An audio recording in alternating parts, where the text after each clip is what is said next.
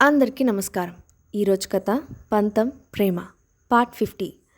ఇక స్టోరీలోకి వెళ్తే విక్రమ్ కోసం రూమ్లోకి వెళ్ళిన భానుకి రూమ్లో విక్రమ్ కనిపించకపోవడంతో విక్రమ్ని ఎతుకుతూ కిందకు వచ్చింది భాను.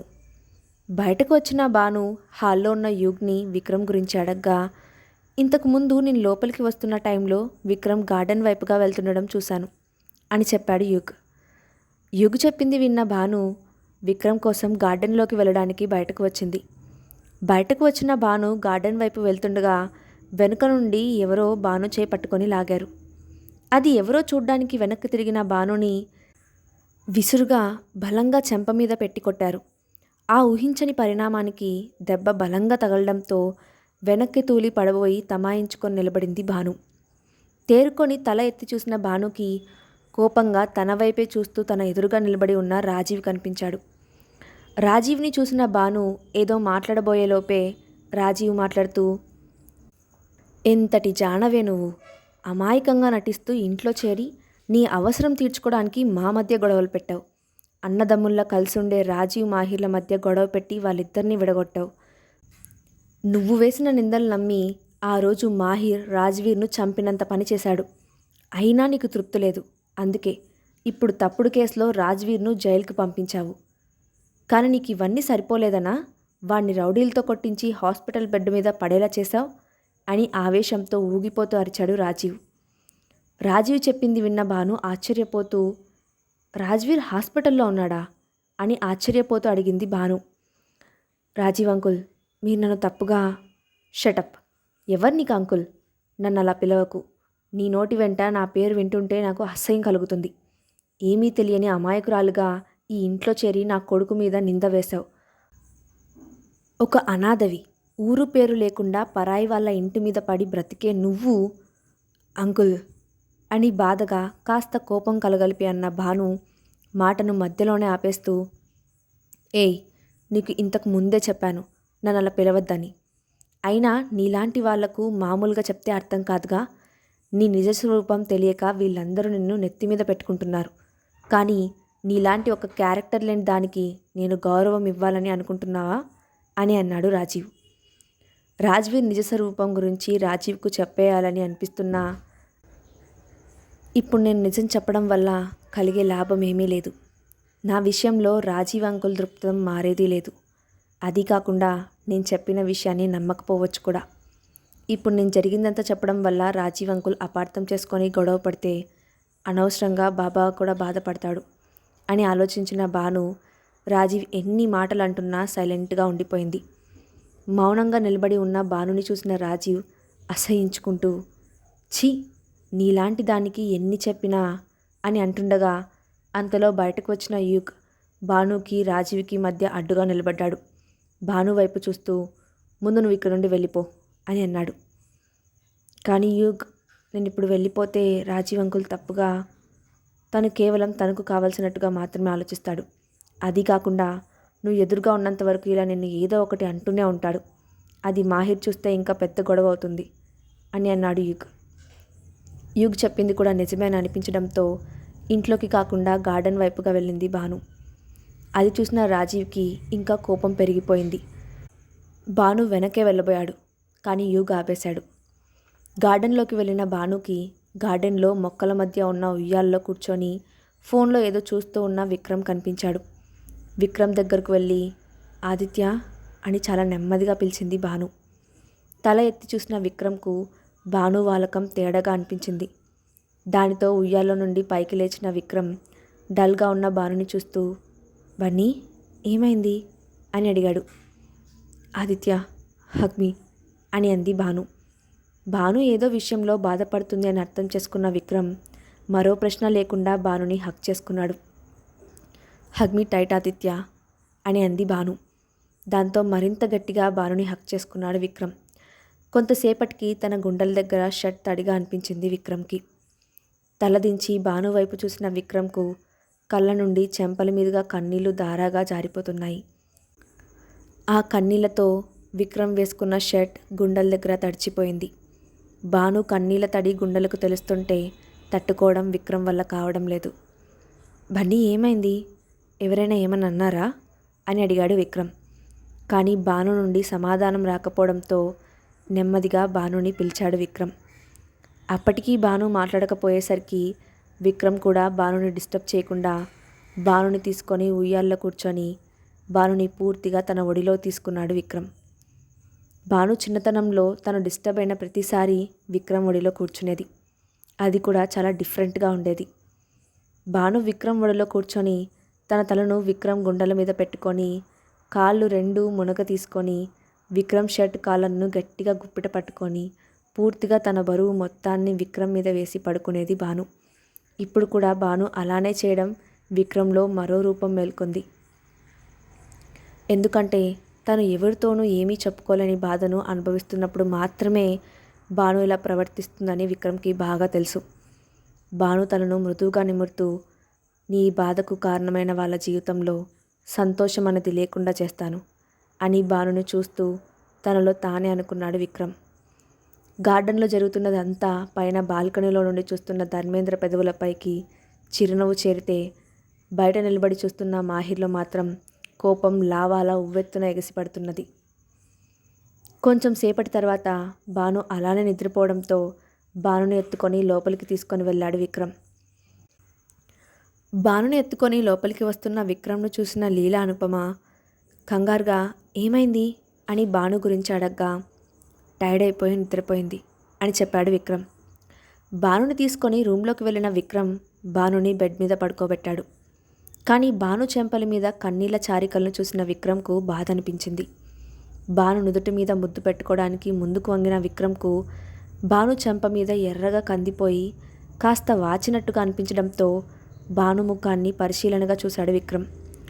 బుగ్గ మీద చేతివేళ్ల గుర్తులు కనిపించాయి. అది చూసిన విక్రమ్ చేయి పిడికిలు బిగుసుకుంది. భాను చెంపను మృదువుగా నిమిరిన విక్రమ్ భాను చెంపకు ఆయింట్మెంట్ అప్లై చేశాడు.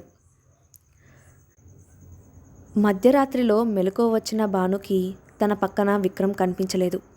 విక్రమ్ ప్లేస్లో విక్రమ్ అంత పొడవు ఉన్న టెడ్డీ బేర్ ఉంది. కానీ విక్రమ్ మాత్రం రూమ్లో కూడా లేడు, ఎక్కడా కనిపించలేదు. దాంతో విక్రమ్ నెంబర్కు కాల్ చేసింది భాను. కాల్ కట్ అయిపోయే ఆఖరి క్షణంలో ఆన్సర్ చేశాడు విక్రమ్. విక్రమ్ కాల్ ఆన్సర్ చేయనంత వరకు కంగారు పడిన భాను విక్రమ్ కాల్ ఆన్సర్ చేసిన తర్వాత ఏమని అడగాలని ఆలోచిస్తూ ఉండిపోయింది. బన్నీ బన్నీ ఏమైంది? అంటే అది నువ్వు ఇక్కడ లేవు కదా, అందుకే నువ్వు ఎక్కడ ఉన్నావా అని అంటున్న భాను మాటలు విన్న విక్రమ్ నవ్వుతూ, ఏంటి నన్ను మిస్ అవుతున్నావా అని ఏడిపిస్తున్నట్టుగా అన్నాడు విక్రమ్. ఆహా, నైస్ జోక్. ఇంట్లో కనిపించలేదు అని అడిగాను అంతే, అనవసరంగా ఎక్కువగా ఊహించుకోకు అని అంది భాను. హో అవునా, సర్లే. ఇంకా ఏదో నువ్వు నన్ను మిస్ అవుతున్నావేమో, రేపు మార్నింగ్ అయ్యేసరికి నీ ముందు ఉండాలనుకున్నా, కానీ నువ్వు నన్ను మిస్ అవ్వడం లేదని చెప్పావుగా, సో స్లోగా నా వర్క్ కంప్లీట్ చేసుకొని అప్పుడు వస్తాను అని అన్నాడు విక్రమ్. మూతి 33 వంకర్లు తిప్పి మనసులోనే 100 తిట్లు తిట్టుకున్న భాను, ఇదేం విజయవాడ కాదు, బొంబాయి, ఇక్కడ నీకేం పని ఉంటుంది అని అంది. మన బ్రాంచ్ ఇక్కడ కూడా ఉంది, ఏదో ప్రాబ్లం అని ఆర్కేకి ఇన్ఫామ్ చేశారట, ఎలాగో ఇక్కడే ఉన్నాను కదా అని అదేంటో తెలుసుకోవడానికి స్వయంగా నేనే బ్రాంచ్కి వచ్చాను అని అన్న విక్రమ్, నువ్వేం నన్ను అంతగా మిస్ అవ్వకు, నేను త్వరగానే వచ్చేస్తాను అని అన్నాడు.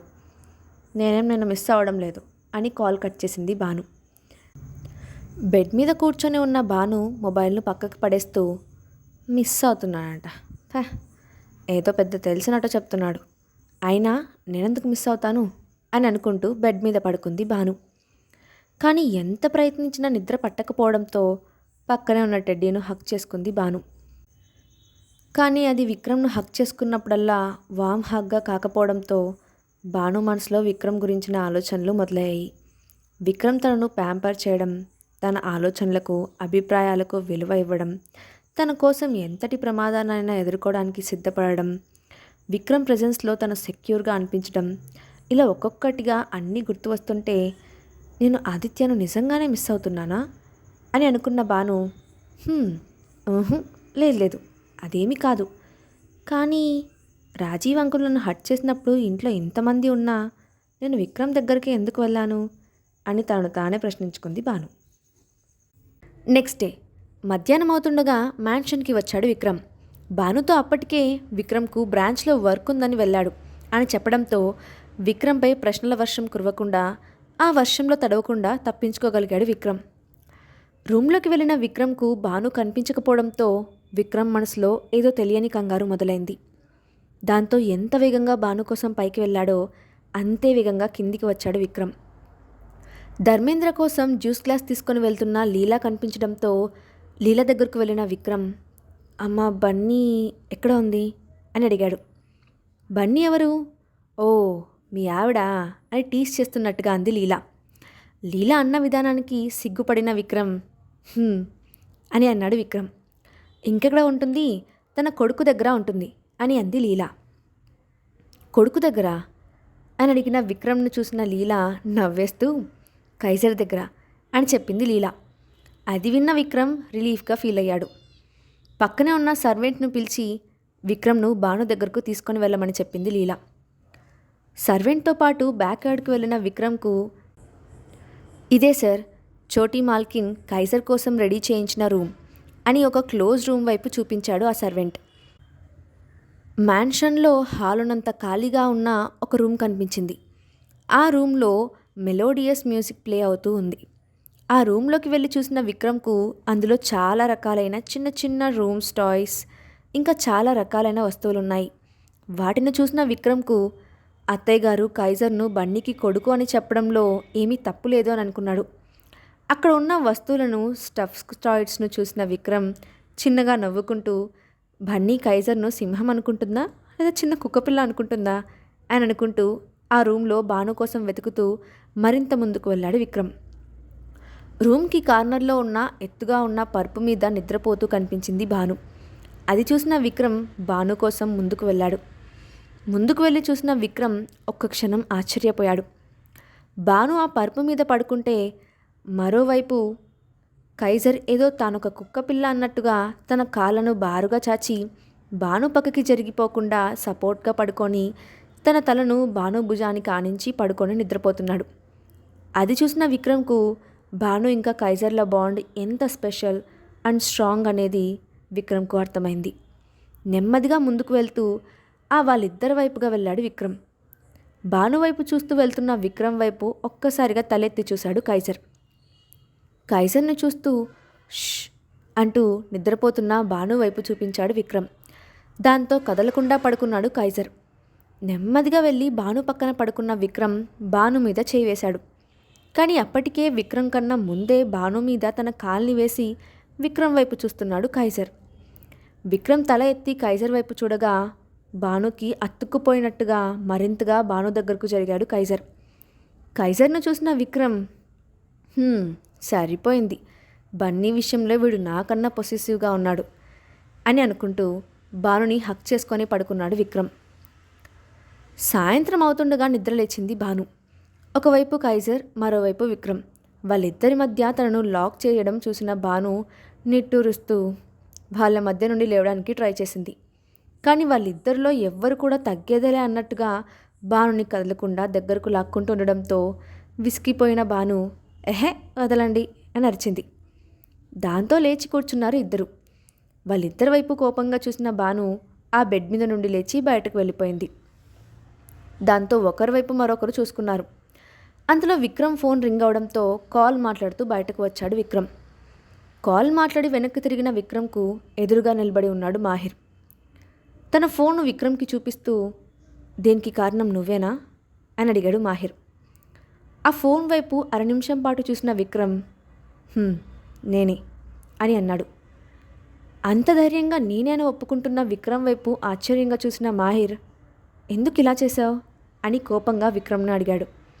నా భార్య కోసం అని చాలా స్థిరంగా అన్నాడు విక్రమ్. విక్రమ్ చెప్పిన మాట విని విక్రమ్ వైపు బ్లాంక్గా చూస్తూ ఉండిపోయాడు మాహిర్. మళ్ళీ విక్రమ్ మాట్లాడుతూ, ఇంతకాలం మీరందరూ మౌనంగా ఎందుకు ఉన్నారు అన్నది నాకు తెలియదు, అది నాకు అవసరం లేదు కూడా.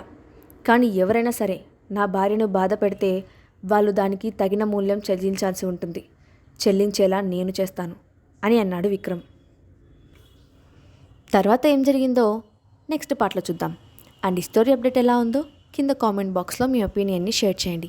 Thanks for watching.